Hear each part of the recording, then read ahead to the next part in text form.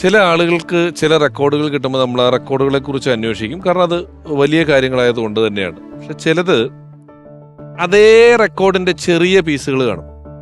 ചില വലിയ കാര്യങ്ങളുടെ ഒരു മിനിയേച്ചർ എന്ന് പറയുന്നത് പോലെ എൻ്റെ ഒരു ഊഹത്തിന് നസീർ സാർ ഓഫ് കോഴ്സ് ഉണ്ട്, സുകുമാരി അമ്മ, തമിഴിലെ മനോരമ, അല്ലെങ്കിൽ മലയാളത്തിലെ ജഗതി ചേട്ടൻ, നാഗേഷ് എന്ന് പറയുന്ന തമിഴ് നടൻ, ഇങ്ങനെ കുറച്ച് പേർ മാത്രമാണ് പ്രധാനികളിൽ 1000 സിനിമ പൂർത്തിയാക്കിയിട്ടുള്ളൂ. ഇനി അങ്ങോട്ട് ഇപ്പൊ സിനിമയിൽ വരുന്ന ഒരാൾക്കോ സിനിമകളിലുള്ള ആളുകൾക്കോ ഒക്കെ 1000 സിനിമ എന്ന് പറയുന്നത് ഇനി എത്തിപ്പിടിക്കാൻ പറ്റാത്ത, കാരണം അന്ന് 25 ദിവസത്തിൽ ഒരു പടം തീരുമെങ്കിൽ ഇന്ന് ഒരു സിനിമ 125 ദിവസത്തിലാണ് തീരുന്നത്. ഇനി അത് എത്തിപ്പിടിക്കുക എന്ന് പറയുന്നത് വരും സാധ്യമല്ല. അങ്ങനെ 1000 സിനിമകളിൽ അഭിനയിച്ച ഒരാൾ, അതിൽ ബഹുഭൂരിപക്ഷവും ബ്ലാക്ക് ആൻഡ് വൈറ്റ് സിനിമകൾ നസീർ സാറിനോടൊപ്പമുള്ള സിനിമകളാണ്. പടയാളിയായും ഭടനായും പോസ്റ്റ്മാനായും സഹായിയായും വില്ലന്റെ സംഘത്തിലും കൂട്ടുകാരന്റെ സംഘത്തിലും ഒക്കെ ആയി ഒരുപാട് സിനിമകളിൽ അഭിനയിച്ച ഒരാൾ, അദ്ദേഹത്തെ കൂടെ ഞാൻ ഈ പരിപാടിയിലേക്ക് ക്ഷണിക്കുകയാണ്. 1000 സിനിമകളിൽ അഭിനയിച്ച ഒരാൾ വരികയാണ് പ്രിയപ്പെട്ട പുന്നപ്ര അപ്പച്ചൻ.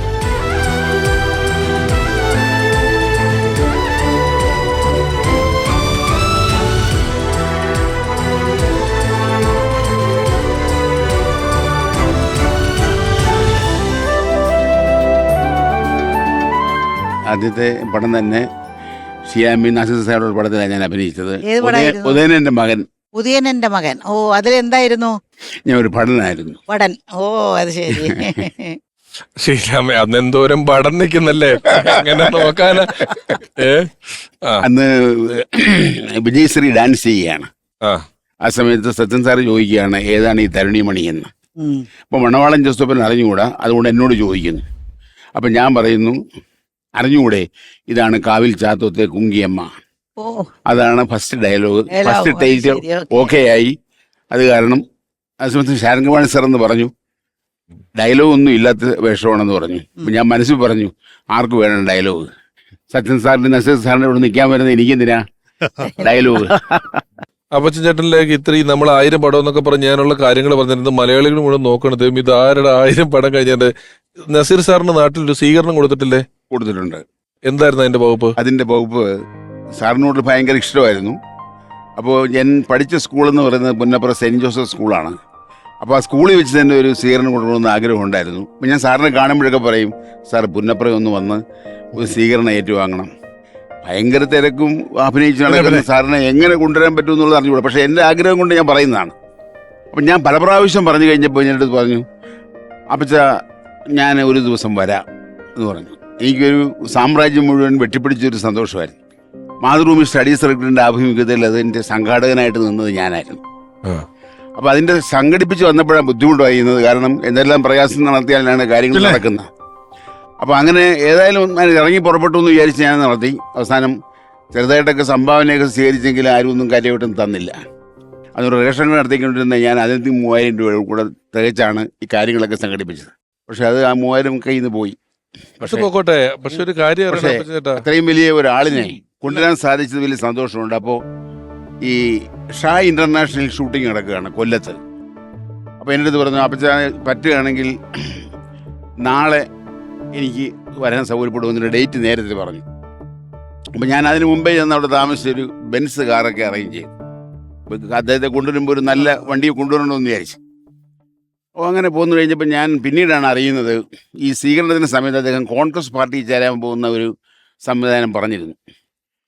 അപ്പോൾ കമ്മ്യൂണിസ്റ്റ് പാർട്ടിക്കാർക്ക് എതിരായി. പുന്നപ്രയാണെങ്കിൽ വിപ്ലവത്തിൻ്റെ നാള്. അപ്പോൾ അങ്ങനെ എതിരായപ്പോഴത്തേക്ക് അവരെന്ത് തീരുമാനിച്ചു, കരിങ്കൊടി കാണിക്കണമെന്ന് വിചാരിച്ചു.